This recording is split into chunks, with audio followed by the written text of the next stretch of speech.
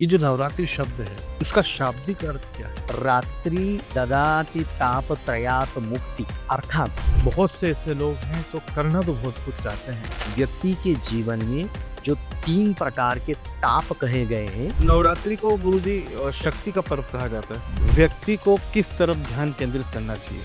सप्तशती मतलब बड़े मंदिर पे जाके ये एक ऐसा विशिष्ट मंत्र का संग्रह है।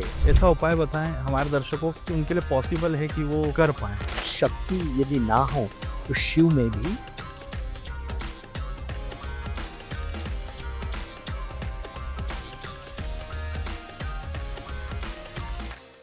नमस्कार दोस्तों, एक बार फिर से स्वागत है आपका मेरे इस पॉडकास्ट में। और इस पॉडकास्ट में आपके लिए एक ऐसी चीज लेके आ रहे हैं जो आप सदियों से, सालों से सुन रहे होंगे, पालन कर रहे होंगे, समझ रहे होंगे, मगर फिर भी इसके बारे में पूरा जानना, समझना और इसको पहचानना, ये थोड़ा आज भी आपके लिए कठिन होगा। जी हाँ, नवरात्रि आ रही है। हमारा पॉडकास्ट भी नवरात्रि के ऊपर है और मैं स्वागत करता हूँ इस पॉडकास्ट में हमारे स्टूडियो में मौजूद हमारे गेस्ट श्री आनंद धाम कमलाक्षी पीठम के अधिष्ठाता परम पूजनीय गुरुजी विवेक महाराज जी। नमस्कार गुरुजी। तो इस पॉडकास्ट के माध्यम से अभी नवरात्रि आने वाली है। हम हमारे दर्शकों को ये बताना चाहते हैं कि नवरात्रि के बारे में क्या चीज़ें हैं, कैसे करना चाहिए, क्या सही तरीका है। और आज की व्यस्तता और समय के अभाव में बहुत से ऐसे लोग हैं जो करना तो बहुत कुछ चाहते हैं, लेकिन जो डेली का रूटीन वर्क है, उसको देखते हुए वो बहुत कम समय निकाल पाते हैं। तो कितना वो कर सकते हैं, इन सभी मुद्दों पे बात करेंगे। आइए चर्चा शुरुआत करते हैं। सबसे पहले गुरुजी, ये जो नवरात्रि शब्द है, इसका शाब्दिक अर्थ क्या है? रंजन जी, सबसे पहले तो मैं कहूँगा नवरात्र शब्द का शाब्दिक अर्थ है, सामान्य भाषा में देखें तो नवरात्रि अर्थात 9 रात्रियाँ। 1, 2, 3, 4, 5 ये जो 9 रात्रियाँ इसको बोलते हैं नवरात्रि। उसका दूसरा यदि हम अर्थ कहें तो नवरात्रि अर्थात नई रात्रि की शुरुआत। पुराना समाप्त हुआ, एक नई जीवन की शुरुआत, नवरात्रि। परंतु इसे आध्यात्मिक दृष्टि से यदि कहें तो इसको कहते हैं रात्रि ददाति तापत्रयात् मुक्ति अर्थात व्यक्ति के जीवन में जो 3 प्रकार के ताप कहे गए हैं, आदि दैविक, आदि भौतिक और आध्यात्मिक, ये त्रिविध तापों का निवारण करने वाली ये रात्रि होती है। इसलिए शुरुआत के 3 दिन या आदि दैविक तापों को दूर करने के लिए, आगे के 3 दिन वो आदि भौतिक तापों को दूर करने के लिए और आखिरी के 3 दिन ये आध्यात्मिक ताप को दूर करने के लिए नवरात्र होती है। अब इसमें सभी को ये थोड़ा जानकारी होना भी जरूरी कि ये आदि दैविक, आदि भौतिक और आध्यात्मिक ताप क्या है।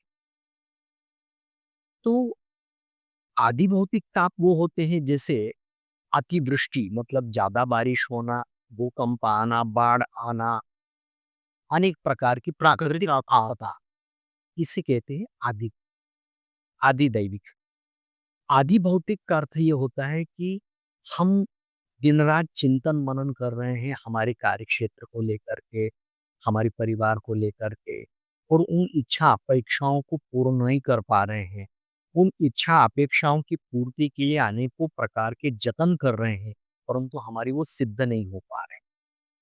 और तीसरा होता है जिसे हम बोलते हैं आध्यात्मिकता, कि व्यक्ति के पास भी सब कुछ है, धन है, यश है, समृद्धि है, परंतु फिर भी उसका मन कहीं न कहीं अंदर से दुखी है। बाह्य जगत में तो वो व्यक्ति सबको प्रसन्न चित्त देखता है, प्रसन्न चित्त दिख भी रहा है, परंतु अंदर से वो कहीं न कहीं दुखी। लेकिन तापों को निवारण करने वाली ये रात्रि होती है, व्यक्ति के अंदर नव चेतना को जागृत करवाने वाली ये रात्रि होती है, इसलिए इसको बोलते हैं नवरात्रि। तो नवरात्रि को गुरुजी शक्ति का पर्व कहा जाता है। जी, तो हम कैसे शक्ति मतलब ये अर्जित कर सकते हैं? देखिए, हमारे शास्त्र में एक शब्द कहा गया है कि शक्ति के बिना शिव भी शव के समान है। शक्ति यदि ना हो तो शिव में भी वो शक्ति नहीं रहेगी। तो इस शक्ति को हम कैसे अर्जित करें? तो नवरात्र पर्व में हमारे शास्त्र में एक बहुत बहुत सटीक विधान कहा गया है कि 9 दिनों तक ये जो पृथ्वी होती है, ये पृथ्वी इसको हम क्या कहते हैं? धरती माँ। तो 9 दिनों तक हम धरती माँ की गोद में रहें, अर्थात भूमि शयन करें। उससे हमारे शरीर को एक चैतन्य ऊर्जा प्राप्त होती है। ये शक्ति शारीरिक रूप से शक्ति प्राप्त होती है। मानसिक शक्ति को प्राप्त करने के लिए व्यक्ति को मनन, अर्थात इस 9 दिन के समय अवधि में थोड़ा सा मौन धारण करना चाहिए। इस समय अवधि में व्यक्ति को अल्प आहार लेना चाहिए।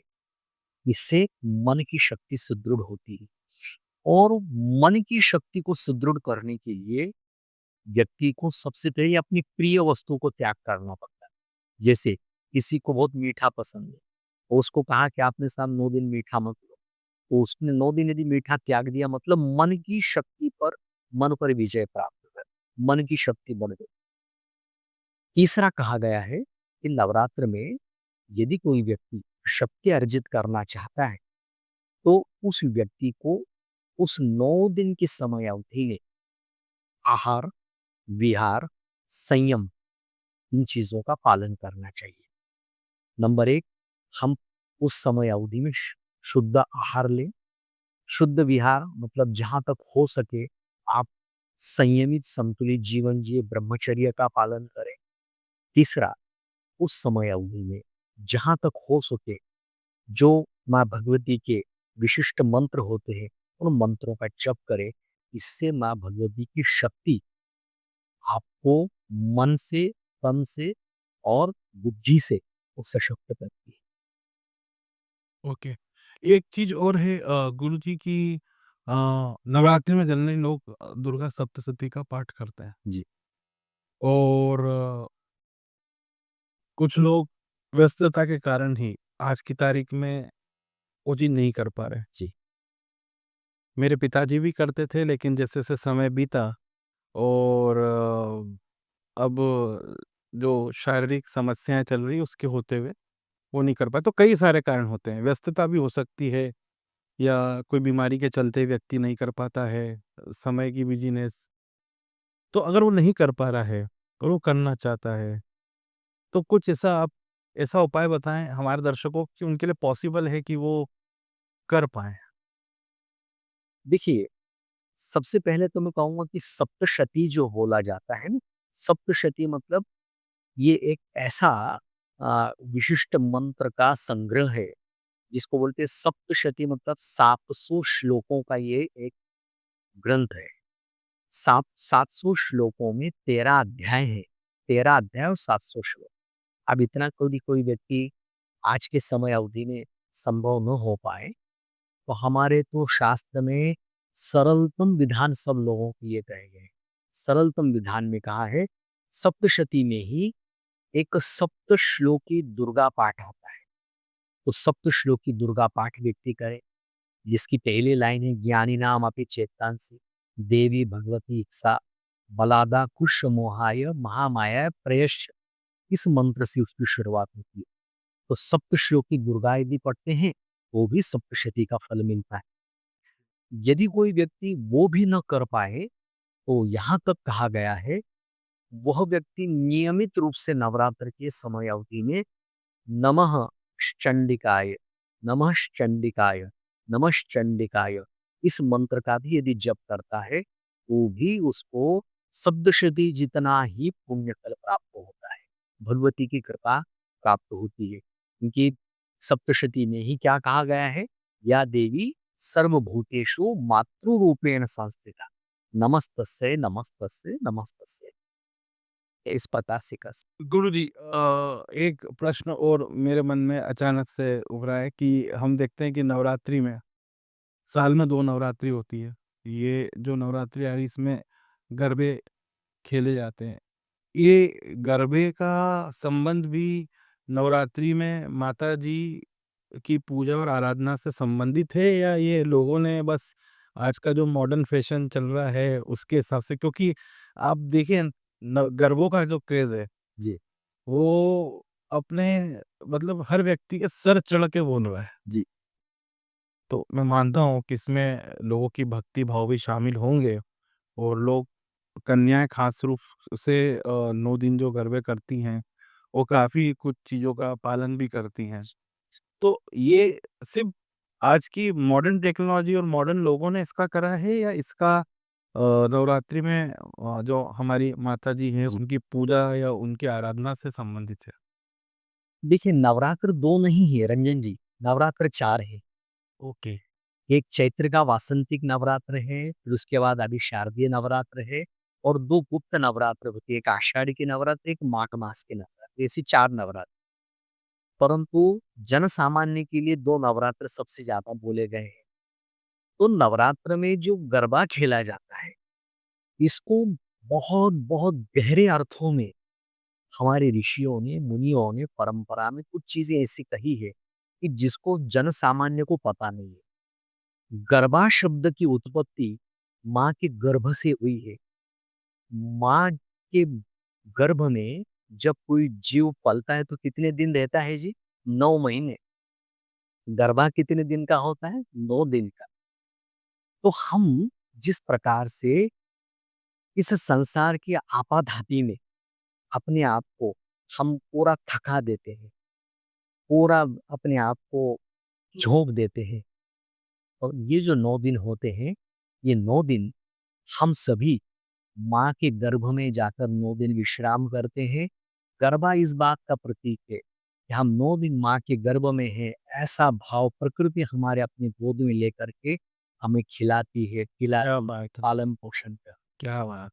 यहाँ पर गरबा यदि कोई व्यक्ति पूर्ण श्रद्धा से करे, मेरे पास भी एक बिटिया है, पूरे 9 दिन तक गरबा बहुत वो बोलती है कि गुरुदेव मैं तो जब भी कभी वहाँ पर नृत्य करती हूँ, तो मुझे ऐसा लगता है माँ मेरे साथ।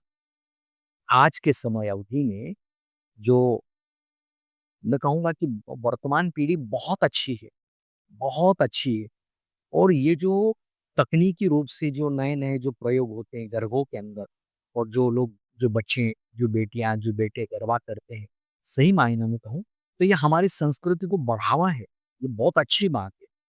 बस यहाँ पर एक चीज़ मेरी तरफ से मैं वही कहूँगा कि किसी प्रकार की गरबा में अश्लीलता ना हो, वहाँ पर सात्विक भाव हो, संपूर्ण चराचर जगत को हम मातृभाव से देख कर के यदि गरबा करते हैं, माँ के गर्भ का ही अनुभव कर सकते हाँ, गरबा करते समय बट ऑब्वियसली हमारी श्रद्धा अ अ अ, माता को अपनी भक्ति समर्पित और श्रद्धा से अगर करेंगे, तो बट ऑब्वियसली उसकी तो कोई कल्पना नहीं की जा सकती। लेकिन ये बात भी सत्य है कि क्योंकि व्यक्ति है, अलग-अलग स्वभाव का होता है, हैं। जी, तो अलग-अलग चीज़ों में अलग-अलग वो अवसर भी देखता है। तो मैं भी यही कहूँगा अपने दर्शकों से कि गरबा करना बहुत अच्छी बात है, लेकिन श्रद्धा भाव आपका माता की सेवा को लेके बिल्कुल होना चाहिए। अब अगले प्रश्न की ओर बढ़ते हैं। अब बहुत टाइट शेड्यूल है, क्योंकि आदमी 2 वक़्त की रोटी के लिए कुछ लोग 5 घंटे मेहनत करते हैं, कुछ 8 भी करते हैं और कुछ शायद 16-16, 15-15 घंटे भी करते हैं। चाहते वो भी हैं बहुत कुछ करना, क्योंकि साल में 9 दिन होते हैं। तो प्रतिदिन कुछ ऐसा क्या करें कि उनको माता का आशीर्वाद, माँ की कृपा उन पे बनी रहे, एटलीस्ट ऐसा क्या कर ले वो, अपने 24 घंटे की दिनचर्या? देखिए जब भी कभी इस 9 दिन की समय अवधि में जैसे अभी आपने कहा कि व्यक्ति अपनी शेड्यूल में 15-16 घंटे भी काम करता है। वो व्यक्ति जब भी कभी अपने कार्य से निवृत्त हो, स्नान करे, स्नान करके और अपने सम्मुख एक घी का दीपक लगाएँ। घी के दीपक में गौ घृत सबसे शुद्ध और शुभ कहा गया है। गौ घृत का दीप लगा कर के इसके अंदर लौंग का एक जोड़ा डालें, आसन बिछा करके और अभी जो हमने एक मंत्र दिया है, नमः चंडिकाय मंत्र, इस मंत्र का यदि वो पाठ करता है, इससे सरलतम उपाय कुछ भी नहीं। और वो व्यक्ति यदि किसी कारणवश ऐसा भी न कर सके और यदि वो अपने कार्य क्षेत्र में कर्म करते-करते भी नमः चंडिकाय मंत्र भी करता है, तो भी उसको भगवती की कृपा प्राप्त होती। क्योंकि माँ तो माँ है ना, माँ तो माँ है। माँ तो हमेशा दयामयी, कृपामयी, करुणामयी दृष्टि से ही अपने बालक को देखती है। हम तो ये मान के चले, ये संपूर्ण विश्व ही मातृमय, जग जो है पूर्ण मातृमय है। तो केवल ये मंत्र आराधना भी करें तो भी चलेगा। यदि कोई व्यक्ति करना चाहे तो एक बहुत अच्छा इसमें नियम भी कर सकता है। जैसे नवरात्र में हम माँ भगवती को जो अत्यंत एक प्रिय वस्तु है, उसको हम बोलते हैं स्तुति प्रार्थना। तो स्तुति प्रार्थना में एक मंत्र बोला जाता है। उस मंत्र में माँ भगवती से ये प्रार्थना की जाती है कि भगवती आपकी कृपा हमारे ऊपर शक्ति स्वरूप में बनी रहे। तो वही दुर्गा सप्तशती का मंत्र है कि या देवी सर्वभूतेषु शक्ति रूपेण संस्थिता नमस्तस्यै नमस्तस्यै नमस्तस्यै। इतना भी करें तो तो आपने कुछ चीज़ें बताई जिनका व्यक्ति को पालन करना चाहिए, जैसे ब्रह्मचर्य है, ज़मीन पे शयन का आपने बताया है। अब हम इसी चीज़ पे थोड़ा-सा और जानना चाहते हैं, क्या इसके अलावा और कुछ भी नियम होते हैं? क्योंकि लोगों को बुरी हैबिट्स भी होती है, तम्बाकू की, सिगरेट की, अब करना तो वो भी चाहते हैं भक्ति, क्योंकि उनका खाने के पीछे ये इंटेंशन ये नहीं है कि वो भक्ति नहीं कर सकते। और ये कहना कि क्योंकि ये चीज़ खाते हैं, तो भक्ति की पात्रता खो दें, ये भी गलत होगा। तो क्या कुछ छूट वग़ैरह दी गई है ऐसा कि हाँ, ये कर सकते हैं, ये नहीं कर सकते हैं, या इन चीज़ों को कठोरता से पालन करना चाहिए, इन चीज़ों को बिल्कुल नहीं करना चाहिए? देखिए, सबसे पहले तो कहा जाता है व्यक्ति का भाव, क्योंकि भाव के अंदर ही व्यक्ति का स्वभाव परिलक्षित होता है और भाव के अंदर ही भगवान विराजमान। तो सबसे पहले तो हम व्यक्ति को बोलते हैं कि आप जो भी ईश्वरीय कर्म करें उसके साथ में भाव आपका जुड़ा हुआ होना चाहिए। और किसी भी उपासना में कोई छूट देने का प्रावधान नहीं।